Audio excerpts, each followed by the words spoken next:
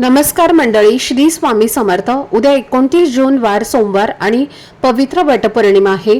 दरवर्षी ज्येष्ठ पौर्णिमेला हा सण मोठ्या श्रद्धेने साजरा केला जातो। आपल्या हिंदू धर्मात वटपौर्णिमेला विशेष महत्त्व आहे। या दिवशी विवाहित महिला आपल्या पतीच्या दीर्घायुष्यासाठी, उत्तम आरोग्यासाठी, सुख समृद्धीसाठी आणि प्रगतीसाठी व्रत करून वटवृक्षाची पूजा करतात। हा दिवस माता लक्ष्मी, भगवान विष्णू यांच्या पूजेसाठीही शुभ मानला जातो। त्यामुळे अनेक भक्त या दिवशी पूजा, जप आणि काही पारंपरिक उपाय करत असतात। हा उपायांचा उद्देश घरामध्ये सकारात्मकता, सुख, शांती आणि मंगल वातावरण निर्माण व्हावे हीच भावना असते। तर तुम्हाला उद्या सकाळी घराच्या उंबरठ्यावर एक विशेष वस्तू ठेवायची आहे।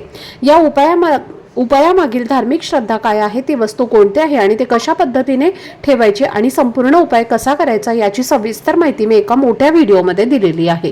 तो व्हिडिओ पाहण्यासाठी या व्हिडिओच्या खाली जो छोटासा त्रिकोण दिसत आहे त्यावर क्लिक करा, म्हणजे संपूर्ण माहिती तुम्हाला मिळेल। धन्यवाद। श्री स्वामी समर्थ।